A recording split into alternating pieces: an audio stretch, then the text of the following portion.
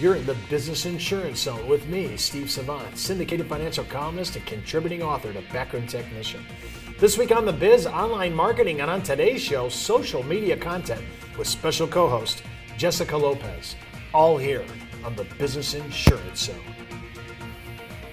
When it comes to life insurance, annuities, long-term care, disability, or group pension plans, we're the news you can use.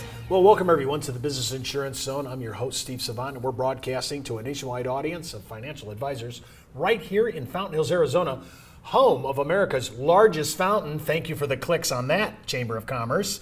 And with me today, my co-host, Jessica Lopez. Hey, Jessie. Hi. Welcome back again all this week. If you missed any of the show, you need to go back and catch us on our archives at thebiz.tv and just watch the whole thing. What we're talking about today is content. Content is king. Let's face it. If a picture's worth 1,000 words, what's a video worth? Oh boy. I mean, just think about that. People are watching video. We've proven this time and again. I'm going to do a minute of really pithy content in writing versus a minute of saying that onto the teleprompter and putting it on video. Right. The difference in viewership on the identical content is so stark. I mean, I'm even thinking that maybe Kindle might be losing its edge as people go more and more to audiophile books. Right. Right? They're driving, they want to listen to the story, they don't have time to read, they fall asleep when they're reading. All this is moving. Now, when we talk about content online, content is king. Oh, absolutely. I mean, king.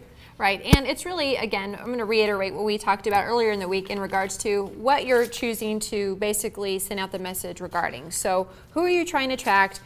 What age demographic, are you looking at a scenario where you want to attract certain individuals because you specialize in a certain area in the industry? We're here to help do all of that. But also, aside from just content and, advertising retirement options, savings for college, family protection, and so forth, you want to make it interesting. So you have some pretty unique ways of doing this, Steve, when it comes to calendaring, news, history, and so forth. And remember, I had to learn all this. So it isn't like I invented this. I didn't invent anything.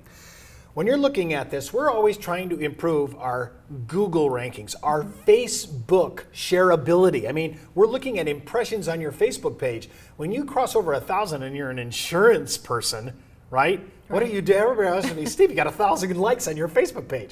Well, we're doing things that are cool. Shareability is big. Ranking is big. It's called EdgeRank. And AIDA, this thing, it stands for attention, interest, desire, and action. All these components fit into whether I'm going to do a tweet, a blog, a small article, a big article, news commentary, white paper, it all matters. Now, when I'm thinking about this, tweets are 140, we talked about this before, 140 words, 140 characters all in, right. Punctuation included. So if you're doing something pithy, I do calendar tweeting. I stay with a calendar. Right now we're talking about DI month, right? The DI Awareness Month in May. I'll be doing Memorial Day. I just came off doing April showers. I just came off doing tax in April. We did March Madness in March. Right. We're playing there. I just did 5 to 6 tweets on Iron Man 3 in the premiere. All that rollout, I did Cinco de Mayo. Just taking things we talk about and attaching it to basic calendaring. But more than that, I want to talk about when you're thinking about writing because you don't understand the leverage of content. And I didn't either.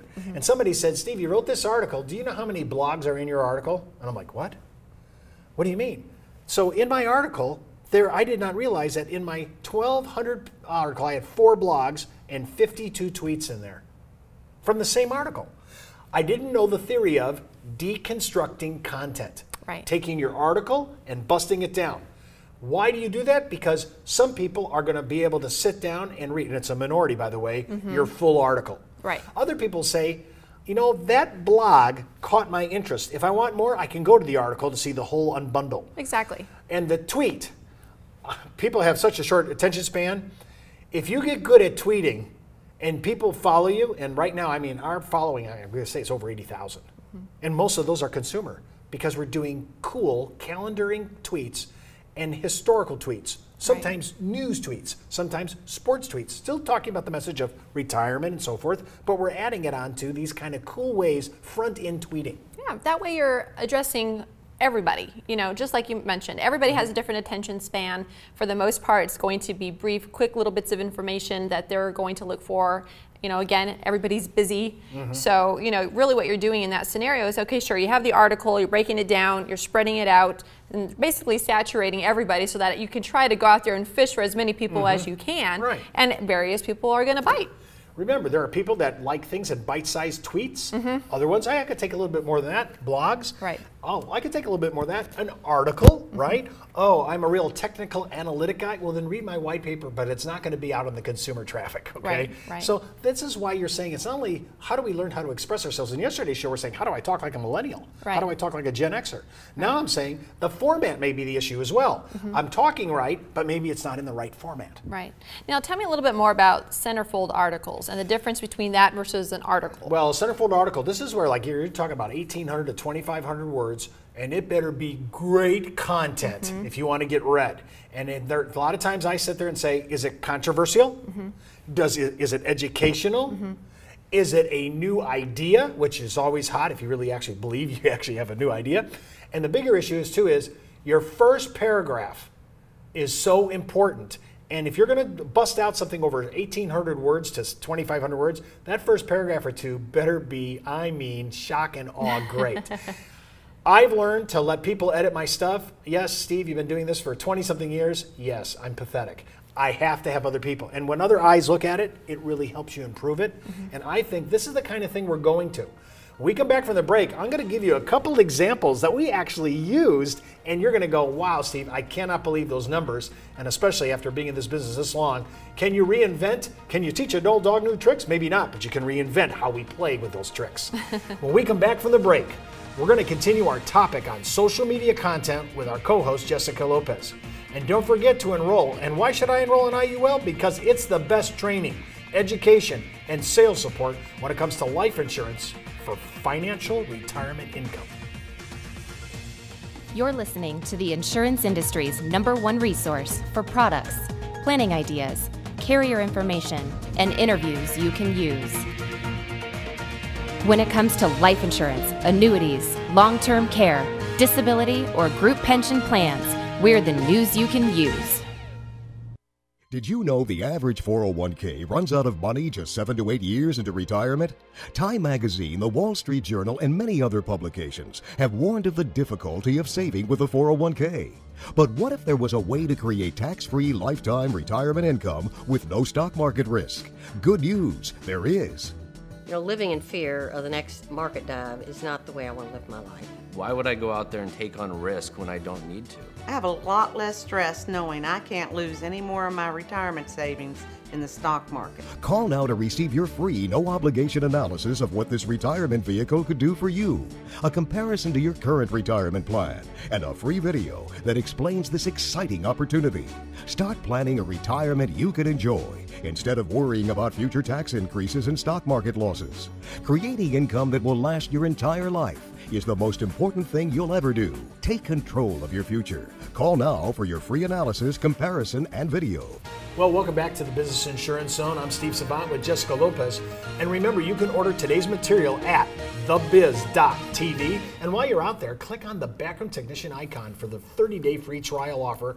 The package is fantastic. I've been using it for 30 years. It is the best client analytics and education material. It'll support your practice. And by the way, I used it early on to build my practice out when I was a young agent.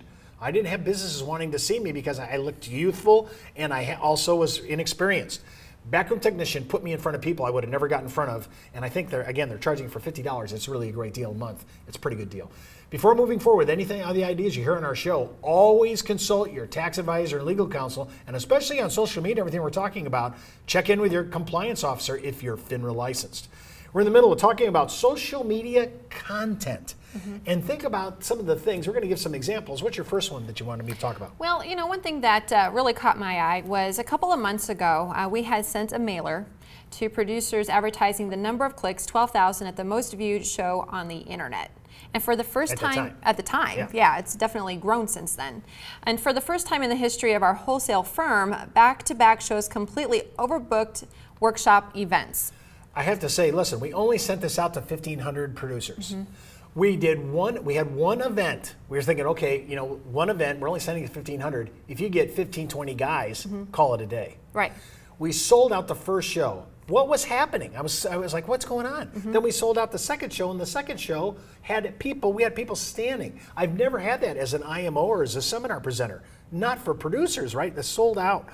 I went back and said, why did you guys come? And they said, because we went out and watched your show video first that actually garnished or generated 12,000 clicks. When we saw that kind of activity, we said, I want to see Steve unbundle and unpackage this. I couldn't believe the headline in our mailer was 12, that we said the show, tax-free income off your 1040, but the actual middle was really big, 12,000 clicks on the internet. 12,000 clicks, sold out 2 back-to-back seminars on tax-free investing with IUL. That's amazing. See, I'm sorry, but that's way past my normal way of playing. That just goes to show that everybody's hungry out there for a bigger and better way to advertise and to, you know, really get involved with the consumers and make sure that that message is getting out there. Now, there was another way that you helped out, and this was actually a cool story. You helped out a producer. He was trying to do some of his own advertising and so forth on Facebook, and you have to really kind of be careful with Facebook because that's more of a personal social place. Oh, totally. It's a networking place, but there are some pretty creative ways that you can kind of get in there and just raise some awareness as to what your expertise is, and share with us about how you help this guy out. Well, I go out there last year and I tell everybody, you need to get on social media. So this agent does everything I tell him to, Facebook, LinkedIn, you know, Twitter. He puts a video widget so he can play our show or snippets from it. He can do his own recording, put it out there. I tell him to do everything, and he comes back to me about 60, 70 days later and said, I'm getting no traffic.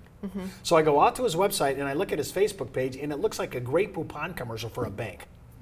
See, it's very stuffy, it's very official. Not personal. Nothing personal. And on top of that, he's saying all the same messaging that everybody else is. I said allocate your portfolio, I'll look at risk toleration, I have good returns, I have good history. Everybody talks that way. So what we wanted to do was we wanted to separate that and say, okay, fine. I said, well, okay, here, how can I fix that Facebook page? Then I said, hey, is your wife on Facebook? And he goes, yes. I said, what's her community? He didn't even know what that was. He said, how many people are in her community? She have 100 people with her on Facebook, 200? She had a community of 346 people, relatives and friends in her Facebook. So I said, well, let's get your wife online, which we did. We have a three-way, we're talking. And I said, have you guys went out to dinner at all? Would you like to talk about something? He said, well, it's so funny that you say that, Steve. Mike and I just went out to dinner with Mike's clients, and we took them to the Brio restaurant. You've been there, right? It's a great, and if you're ever in Scottsdale, great restaurant. So they took him out, and by the way, Brio, that's a free little charge. And they took him out, and I said, I want you to write about that. And so she wrote a nice little relational, hey, we all went out to the Brio the other night. It was my first time out there. I had this, my husband had that, and Mike's clients had this and this. And she just said it very softly. Out of the 346 people in her community, 114 responded, but 92 of the 114 responded in this way. Clients, what does Mike do? Did you get that? It was a soft evangelism, right? Low-level campaign. Nobody was threatened by it. She just said, Mike, when I took her clients out to dinner at the Brio. Right. Then they said, what does Mike do? She wrote back a very easy to understand English. My husband helps you pay no more taxes than you have to, puts money away for your kids, and he just did basic little things like, and he got 14 appointments off that blog. That's awesome. Now see, this is what I'm talking about. Being normal, being relational. Right. Right? And I would have never thought to go down that road because I think the same way he probably did, but not anymore. The last year after that incident, plus having, remember, we had Amy McElwain on the show. I mean, did she set me straight and everybody else? She's very good at what she does, and she helps us understand how to use this and integrate it in our practice. Right. And I've given you two stories, one consumer, right? And one consumer and one producer. These are ways to use this to make it work for your practice. Right, absolutely. Great stories, and they're true. And this is something that everybody can do. You know, we're basically here to help as a guide and make sure that, you know, A, you have the ability to offer what you need to your clients by way of support, product, underwriting, and so forth, but also making sure that you're putting the message out there the way that you need to be. And compliant. Yes. Yes, compliant message. Think about this as I close out the show. I talked about deconstruction from articles to blogs to tweets. How about reconstituting a bunch of tweets that talk about the same topic, and you can reconstitute them back into an article? I couldn't believe it when I saw it. When it was sent to me, I said, a brand new way to talk. And that's our show for today. Remember, you can follow me on Twitter, Facebook, or LinkedIn, or email me at steve@thebiz.tv. Well, that's the Buzz on the Biz for today. You've been in the zone, the business insurance zone. You're listening to the insurance industry's #1 resource for products, planning ideas, carrier information, and interviews you can use. When it comes to life insurance, annuities, long-term care, disability, or group pension plans, we're the news you can use.